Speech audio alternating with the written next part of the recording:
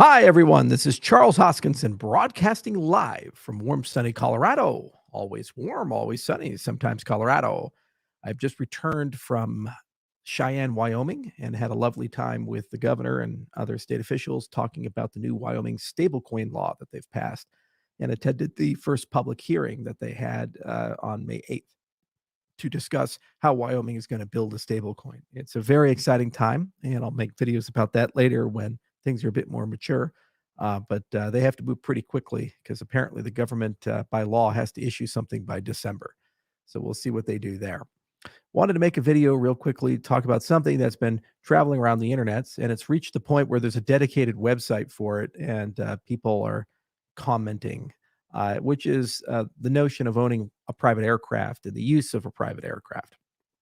So the backstory is that a 17-year-old in Seattle decided to take public data and pull it into a website to show the carbon output of celebrities, billionaires, and other important people for use of private aircraft. And so Bill Gates and Jeff Bezos and Mark Cuban are on the list, but actually I am listed in the top 15. What I wanted to do is provide a little clarity on the economics of private jets because the website's actually overcounting its use. So how most people who own an aircraft, what they do if it's a sufficiently good aircraft is they work with a third party company to charter that aircraft to other people. So that's exactly what I do. So when I'm not using my private aircraft for business, what I do is I have a company take care of finding clients to use it on a regular basis. And I have a pretty broad range of clients that use it from Metallica to The Rock and others. And it's a great networking tool as well, because as you can imagine, if you can afford to use such things.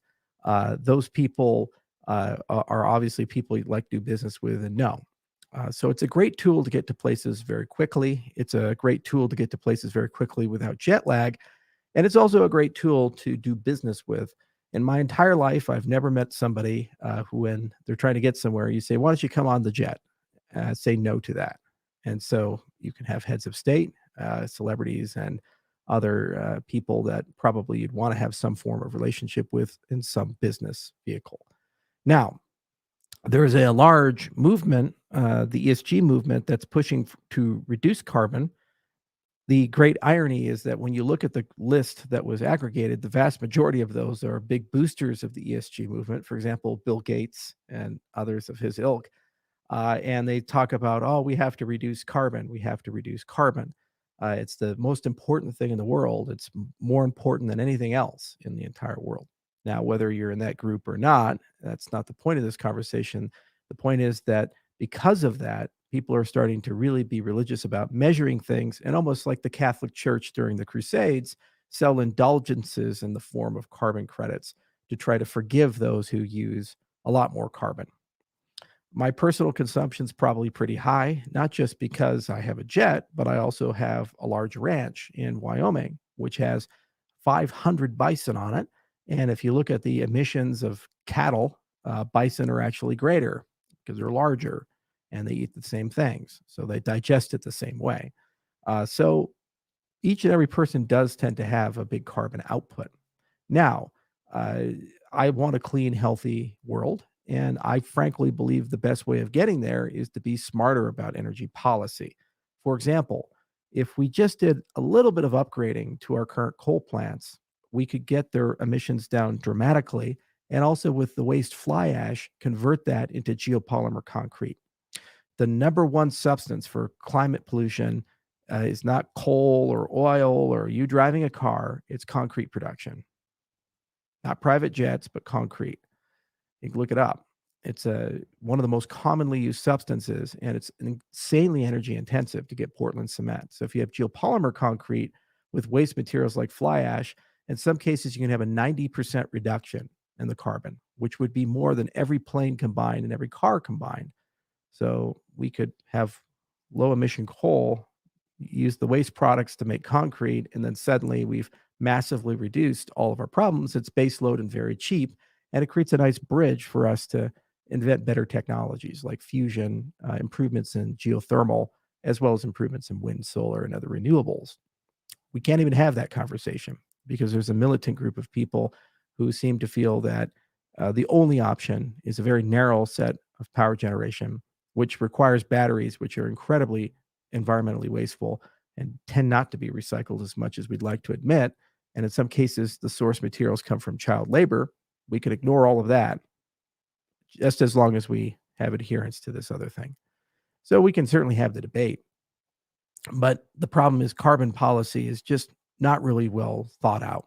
Now, for my part, I own a bioluminescent plant company, and we're making amazing progress in making plants glow in the dark.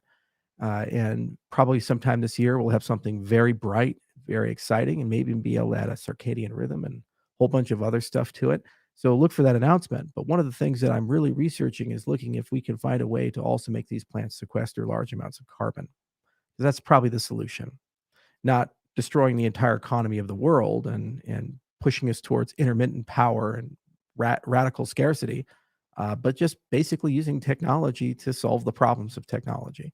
And if you can just plant something and it sequesters enormous amounts of carbon, and you create a company where people have a strong incentive to do that, suddenly you go from carbon positive to carbon negative very quickly.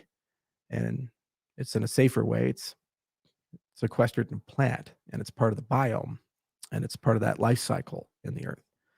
So it's a complicated issue, and unfortunately, people don't like complicated issues anymore. You get to a certain point in business, you go private because you can get places faster. You're not delayed. Because of COVID, the airlines have been hammered, and their fidelity and schedule is just absolutely terrible. So many of my friends have missed important meetings, important places because of flight delays, luggage being lost, or other problems, and having to resolve that. So by flying that way, you've completely eliminated all of that.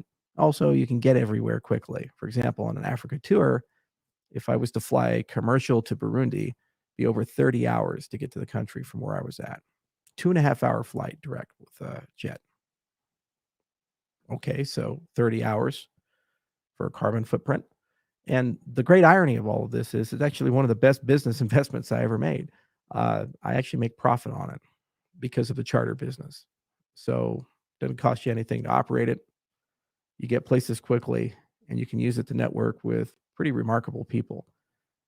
Yet you end up on the list that a 17-year-old writes, and doesn't even have accurate numbers, because the 353 flights last year, probably more than half were charters, if not more. And yet it gets counted towards me. In fact, somebody tracking it on Twitter said, "Look, he's flying to the Bahamas." I wish I was in the Bahamas. I was in Cheyenne, Wyoming yesterday for a very public meeting. Why? Because somebody's chartering it there, and they follow it. So that's the nature of the world. And I've always been transparent and honest with you guys. And a lot of people hide these things. It's like a great shame we can't talk about it. I don't brag about it, but I'm more than happy to have a discussion where and when it comes up about things I do and places I go. And I try to be as transparent as possible.